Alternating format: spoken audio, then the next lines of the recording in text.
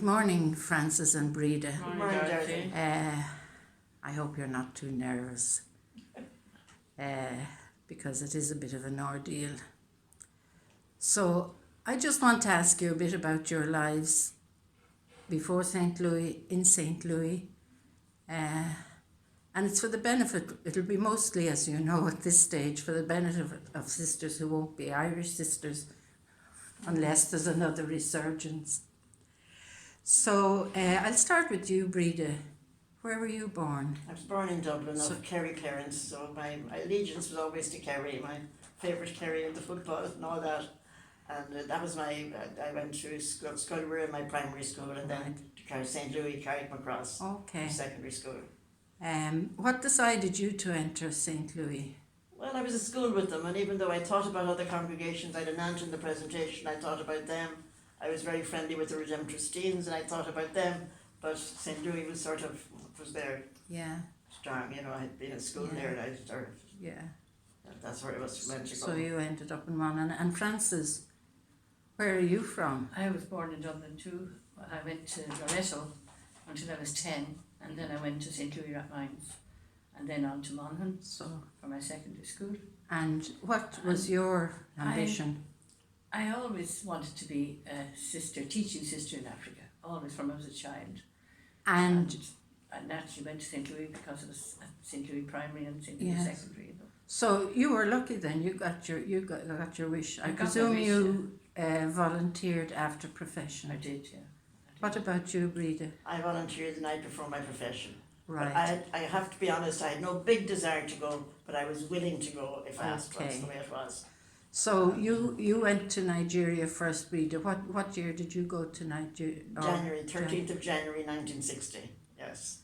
So the British, it was under British rule Still under at that British time. rule, but we knew independence was coming, you know, there was a sense of excitement and expectation about it. Was there any trouble at that time? No, trouble. Nigeria was quiet at that time. Right. Yeah. When did you go to Nigeria, I went Frances? on the 10th of January 1962. Right. Independence was over. Right. I forgot to ask you, you went to UCD and I did science. what did you do? I did Breda? arts, You yeah, did I did arts. arts. Right. Yeah, I did maths and English and French, maths, English, Latin and Irish in first year, and then I did Latin and Irish in my degree. So what year was the Biafran Wars then? Because you both would have been there at that time. That was much later, I think it was 1966, was it? Oh, not 1966. 65 or 66 around that time, yeah. Where were you at that time, Breda? I was in Kerry. And where were I you? was in Akure. Okay. So what effect did it have there in Western Nigeria? Oh, there was terrible trouble. In the middle of the night, we were, you know, our school, we could hear the trouble down the town. Right. We gathered all the school in the dining room, and we spent the hours singing hymns and everything to keep them calm. Yeah. Did you terrible have tension. Igbos? Yeah, there was terrible tension. Right. And Rosanna Ige took a lot of the Igbos out to her farm, Right. and they hid some of them in the rafters of the cathedral in Akure. And we used to go out at night with food to the Igbos that were hiding in the bush when it got dark. So even though they were in Yoruba land, they were still in danger. Oh, they were in danger, Oh, yes. very much, yeah. Did you send any of them home We for did. safety? Like Where we had one or two priests took them home, some of them home. yes. But for others it was too dangerous to go home, and they were taken by Yoruba families, thank Right. God. Yeah, Yeah. same. Yeah. So and how long did that last? It was 3 years, wasn't it? It went on until 69, until was it? 70, I think, until about, yeah. Can't remember dates, you know. Yes. or, Yeah. A couple You of see, years. there were two areas, when I was talking about the trouble during the night and all that, that was during the elections in the West. There was trouble during the elections. But then when the real war started after Biafra had seceded from the States, you know, from Nigeria, sort of, it was really, that was a different kettle of fish altogether. And we were aware of the Biafran army coming very near. They were as near as Ari at one stage, which would only have been, 30 miles from London. London, Yeah. Okay. So when that settled, did you have elections after that, or was it a military takeover? Gowan was in charge. Was he in wasn't charge at the Yeah. time? Yeah. Yes. And then a few years later they took over the schools altogether. Was it 73? The government took over the schools altogether from us. Right. So, apart, you said you were in a Kerry. Were you anywhere else, Breda? Well, after I was 2 years in Ondo, and then in January '62, just the time Frances came out, we went to Kerry. Right. Now there had been one class in a Curry the previous year, and so when we opened Kerry, then we had 2 classes, second year and first year. Okay. So Yeah, that's it was exciting kind of time started. that was only so Kerry only started in 62, January '62, yeah. and a Curry. 1960 was it? 60, yeah. 60, Yeah, 60, yeah. Yeah. So I take it you enjoyed your time in Nigeria. Definitely. Yeah, I did anyway. Yeah. We grew to love it, you know. We Yes. grew to love it. Yeah. You know, it's a challenge. Yes, We were young, yes, that's true. and you know, seeing a new school being built and children being excited and the opportunity of education and all that. And It's they all were new buildings at that time. The minute you cleared a patch, the bishop laid out for next building, you know. right, and the girls were eager to learn. Oh, very. Oh, That very, was the thing. very, Yeah. very, very. You also had a leadership role in Nigeria. that Well, was- you were actually the regional of Nigeria Ghana. and Ghana. Yeah. That Yeah. must have been difficult. I mean, travel-wise, you had the whole of Yeah. Nigeria, and then you had Ghana, which was 2 countries And away. you see, northern Nigeria and Ghana were totally new to me because Yes, at that time the western Nigeria was like a region of its own. You know, it was. we didn't know anything about the rest of West Africa. No. So it was a challenge, all right, but it was a privilege to, you know, Yeah. to How did you travel between Nigeria and I Ghana? had a car and a driver. So you drove yeah, through. yeah. What countries did you pass through? The Republic of Benin and Togo. and no, I was Republic of Togo Benin now. and Togo. Togo. Yeah, that was a very interesting journey along the coast. Yes. Yeah. Yeah. You didn't have problems, did you, at each customs? Delays, sometimes delays, but sometimes I had to spend days in Lagos getting all the documents for me and for the driver, you know. Yeah. But they were got eventually. Yeah. And the first time I travelled by car straight from Lagos to Kumasi. And how long Kept did going that take? The whole day, like I don't know how Right. many hours, so Yeah. from early morning until late in the evening, yeah. Because even going from the south up to the north would Oh, take it's the very whole nightmare, day. yeah. Yeah. And what were the roads like then? Not too bad, not too bad. Like Egypt. Were you ever in Ghana, Frances? No, never, you were never never, in yeah. Ghana. So you taught in Ondo, Akure first, Akure first, then Ondo, Akare, or and Kara. then Ondo, yeah. 15 years in Akure and 6 in Akare and 23 in Ondo. So I'll ask you, Breda, first. What did you do when you retired, in inverted commas? Retired in Ireland. When you retired when you left Nigeria, When I left Africa, when you left Africa, did you go to Ghana after? when I left Africa, I was in Ghana after being regional, yeah. Yes. I was in Ghana then for 6 or 7 years. And then I came home. I was asked to come home to be bursary. Oh, that's right. Yeah. Dorothy came to Accra, I remember. And she asked me would I take on Patricia Maloney, I think, was tired, was ready to retire. And so I came home that time to take on that position. Yes. I was there for 6 years. And when you retired Yeah, from that, in from there. inverted commas, I did a year's, I don't know what you call it, it was kind of a year's preparation, I suppose, for chaplaincy type of thing. okay. And I went out to Blakestown and I got a job in the school out there. And I was teaching in a local community college there. I tell you, that was more challenging than Africa ever was. I bet. I bet. And I'm sure you retired from that to do something else. Well, Or was that how you ended up? I kind of reduced it gradually. Yes. It was down to like 3 days a week, 2 days a week, 1 day a week. That's the way it ended up. But then you went to help in the hospital. But then, oh yeah, I used to bring communion around the wards in the hospital 1 day a week. Yeah. I get Frances caught up to there. So you're in Ondo now, and you finished. No, you're at Ondo now, and you finished teaching. So what? I finished teaching in 1991. Yes. And I took up full-time pastoral care worker in the parish. Yes. And I looked after Ilianu. Yes. What does Ilianu mean?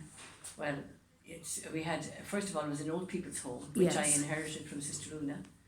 And then Jenny Ogunrinde built a new old people's home beside the MMMs. So we changed over to children, and we had a children's home. Yes, children from the street, you know. Yes. Most of them would be people with epilepsy or something like that, because they were afraid of that. They felt that was a curse, and that the family wouldn't throw them out, you know. So worked at that, and then I did a lot of visitation in the town. Yes. And I worked with the Vincent de Paul. We did a lot for the poor in Ondo. So you were kept probably busier than when you were teaching. Probably. And then I looked after the boarding house as well all the time that I was there. Yeah. So when did you leave Ondo and come home to Ireland? 2006, September 2006. And I had a year in the mission house, and then I moved to Blakestown. And I'm sure you rested on your laurels in Blakestown. Plenty to do. I helped with the preparation for the sacraments. That's right. And then in the church, we did a good lot in helping in the church, both cleaning and decorating and helping with different things in the church, you know. And I think both of you had a lot of visiting of nursing homes to do. You know, your community was dwindling in Blakestown. Very much so, yeah. First to Monaghan and then to Maryfield. Yeah. We've been visiting Maryfield now for, I suppose, about a dozen years. Really? Yeah, more, So, and 8 of them there now. So, and then Blakestown community closed. Yes. In 22nd of December 2018. We moved. 18. We moved over to the Rathmines area. We moved over to number 8 for a fortnight until we got our rooms. And then we moved in here on the 5th of January. So, and you're here since, and I think you're both still going strong. Yeah, both visiting nursing homes, mainly visiting nursing homes. Certainly Frances is going very strong. I do the bit I can. When I can, I do it. Yeah. I still visit the nursing home and that kind of thing. Yeah. And so we've been to a few funerals too, God help us, yeah. Yes, a lot of funerals. So, did you find it difficult to settle down when you came back to Ireland? I didn't. Did you miss Nigeria? I was too busy. Yes. I didn't, and Nigerians have kept in contact all the time. Yes. You know, they still text, they still ring, you know. Yes. You know, so you feel still part of them nearly, you know. So what would you say to, say, young Nigerian, or young, in fact, I think they have postulants in the Republic of Benin now. I think they have some from there as well as... Well, what I used to say to them was value community life. Value community life. Yeah. What I'd say to them is make sure to be faithful to their prayer life and to look out for one another. And we rejoice. We'd like them to know that we rejoice in the growth of the sisters in Africa, both Nigeria and Ghana. It's wonderful. It's wonderful what we read about them in contact. Yes, and musings, like it's wonderful, the growth. Yeah, it says a lot about the early Irish sisters and how they... And everybody who worked there, I suppose, there. Made their contribution in different ways, and it's lovely to see them, and thank God for them. Yes. You know, we pray for increase of vocations in all the countries, in Ethiopia as well. Yes. God. Yeah. Well, thank you very much, both of you, for agreeing to this interview, and I hope it wasn't too demanding. Not really, Dorothy. Yeah, thanks, Dorothy. Thank you. Thank you. Thank you.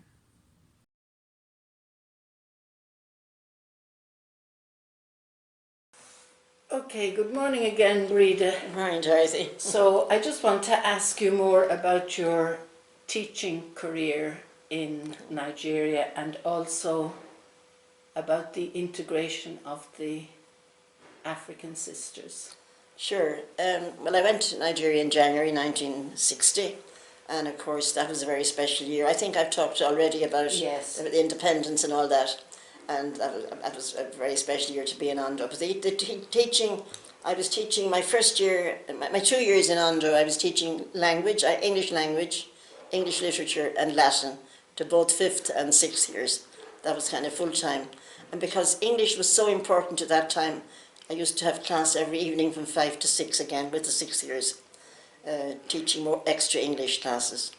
And that was a good experience. And it was a good experience to be in an established school before starting another school, Yes. an established Nigerian school, and learn how they're running of it and all that. So in January 1962, I moved to Ikere. Now, in the meantime, Sister Bruno had come from Ireland in '61 and had spent the year '61 in Akure with the St. Louis girls and St. Louis sisters that were there. Her students, the Form 1 that she took in, joined the Akure Form 1, and they were all there as one school, but with different uniforms, and they knew from day one that they were going to be Ikere, St. Louis Ikere. Mm-hmm. So in January 1962, we opened Ikere, and we were welcomed to the town with bands and all dancing and everything. Way out the road, halfway between Ikere and Ikere, we were welcomed and brought into the town amidst great glee, because it was the first secondary school for girls in Ikere, and there was great rejoicing in the town at that time. Now, the Annunciation Boys' School was already there, next door to the land that we had. So we opened that school in January '62 with 2 classes, the one that had come from Akure that were now in Form 2, and a new Form 1 class. And Sister Bruno had devised a uniform based on the Scottish tartan outfit, so they were kind of very distinctive from the beginning. So it was very challenging, and it was just a new challenge. It wasn't the pressure of exams you had now. It was a different kind of pressure. It was setting up a new place and getting new buildings and telling the bishop and Father O'Donovan, who were involved in the building, what we needed and what we would need in the future and so on. And bit by bit getting it all going. It was a very challenging time. Just Sister Bruno and myself were there for the first year. We did have an Irish teacher, Josie Manan, with us, but just the 2 sisters in the convent. So, gradually it built up over the years. I mean, in those days you taught everything. Whatever subjects were needed, you taught if you had the knowledge of that subject at all. The only thing we had to get was a science teacher. We weren't able to cover the science, but we had all the other subjects between us. So we taught French and we taught Latin. We taught Latin there for the first 2 years. I'm not exactly sure why we stopped it then, but it was obvious that it was going out, that it wasn't being appreciated in Nigeria, just like all other countries, that it was being dropped for the O-levels. So we taught there for a number of years, and we set up various societies like the Legion of Mary, and young Christian students were important there. Sister Anna Maria joined the staff there, and Sister Pauline, God rest her, known as Sister Patrick Mary initially. She joined the staff, and she was there until she became very ill with cancer and came home. Gradually the sisters came and went, and the school grew, and thank God it has prospered. And one of the great fruits we have of the school is that we have a number of St. Louis sisters now who are past pupils of the school, including our Mother General, Sister Winifred Ojo. So we praise God for that, and we hope the vocations will continue. And of course, we have umpteen sisters in Bishop Fagan's congregation in Addo Kitty. Right. Thank God for them too. And I'm sure they're doing great work. In fact, one of them was the Superior General there as well, Sister Agatha Ogunkarode. Okay. So, we're very proud of all of them. Yes. So it has grown from strength to strength as the years went by, and I've been back a couple of times for various anniversaries and jubilees. Unfortunately, I wasn't able to go back in for the 40th anniversary there some years ago, but I had a fall shortly before it, and it knocked out my plans. So anyway, And you still that's how it keep in is. touch with the sisters Still there? keep in touch. Well, I'm afraid, yes, some letters were lost after that anniversary. The letters that they wrote back to me Okay. never reached me. Right. An Irish teacher brought them back to Ireland and posted them to me, and I never got them, and I just don't understand Yeah. what happened to them. So it kind of, it sort of put a full stop to everything in a way, because I wasn't able to pursue it any further then. So that's that. But occasionally I get net news from one or two of them Yes. from Nigeria. When you finished your teaching, Breda, then you became the regional superior. Yes. And I think that was a very exciting and it was a very busy time for exciting you. time. It was a challenging time because in Western Nigeria we didn't really know Northern Nigeria or Ghana. We'd never been to those areas. They just seemed so remote from us. And sisters didn't normally travel from one to the other, you know, they were totally separate.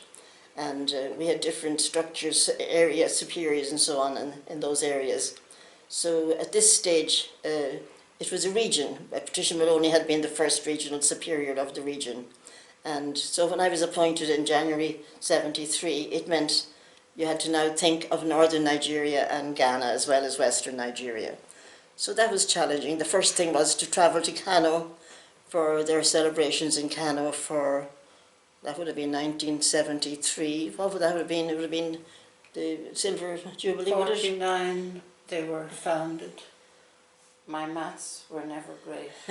73, they were founded in 49. Was it 49? 49 the first sisters came to 49, Kano. or 48 or 49, yes. Yeah. 9 from 30. I suppose 25 years really, probably 25, yes. They were having big celebrations in Kano. Right. So that was kind of an eye-opener. Totally, it was another new world again. Kano is so different from the south and the west, you know, it was just so different. But it was wonderful to meet all the sisters in the north, and it was a lovely time, and a time of celebration and all of that. Now, I should have mentioned that when I took office, the sisters of the whole region were sisters from everywhere in Ibadan. We had a big gathering in Ibadan as Patricia was leaving and I was taking over. Yes. We had a retreat there and a meeting there in January of 73. And by this time there was a Nigerian novitiate. You had Nigerian sisters. At least there were Nigerian sisters entering. Oh, yes. In Ibadan, or sorry, in Akure and in the north. That's right. And Ghanaian sisters, a couple of them in Ghana as well, yeah. So I would have, yes, and Bernice would have taken her first vows at that, you know, as I mentioned earlier, in Ghana, and Dorothy was well on, kind of, you know. So, so yeah, it meant getting to know the geography and the culture, and really just going on visits to just learn, you know, going from one to the other and getting used to travelling. And were they full St. Louis sisters at that time? No, that was before integration. That was only 73. Okay. Integration didn't take place till 77. Right. So it was a long period, really. So how did that come about? What were they known as? Well, people didn't really distinguish them, you know. Yes. They were the Sisters of St. Louis. I mean, when they went down to the formation house in Ibadan, they were St. Louis sisters, you know. But they themselves then began to question what was the situation they were in, you know. And I suppose they weren't, it gave them a little sense of sort of insecurity, really. And I suppose that's where some of it started, when they were in the formation house with other congregations and realising that they weren't yet full members in a sense. And I suppose, yeah, and I suppose it was only then we became aware of it too, because up to then we hadn't really distinguished, because they had been going to the branch houses and they had been living as juniors and all that when they came out. So I suppose we hadn't really thought deeply about legal status or anything like that. And then another thing was in Kerry, when Bishop Field was setting them up, he had to get a constitutions for them. So he had Sister Anna Maria, who was in my community in Kerry, doing the typing of the constitutions. And I used to be doing sort of, she used to be reading it out to me, or, you know, I was sort of doing proofreading for her. And we were both familiar with them, you know, but it was all under the diocese of Ondo. And we just took it for granted at the time that that's what it was, like they were setting them up. At that time, it wasn't talked about, you know, it wasn't sort of in people's minds so much, you know. That only came gradually. It's amazing how thinking changes and, you know, evolves. So that's how it was. So then, you know, going around the region, it was wonderful to see the different areas and the different accomplishments and all the different work the sisters were doing, and getting to know the hospitals and the nursing, and, you know, all that was happening. It was extraordinary. You know, you couldn't but be grateful to God for what had been accomplished since the sisters went out there first. You know, so when were they fully integrated? Pentecost Sunday, 1977. And it's a special day. Yes, I'm sure there was a lot of work before that. Yeah, indeed, because, you know, but when I took over, I read in something that recently that at one meeting of the consultants of the region that we had, we didn't give a lot of time to the status of the African sisters, because it has one line in it that surprised me. It says the question is being studied in depth elsewhere. So I presume from that line that central team were studying it, and I knew that they were getting canon lawyers and all that starting to study it. And it was as time went on a little bit more that we began to really look at it in Africa, you know, and be aware of it and talk about it to the bishop and all that kind of thing. So you had to get permission from Rome, from the bishop, and from Ireland. That's right, yes.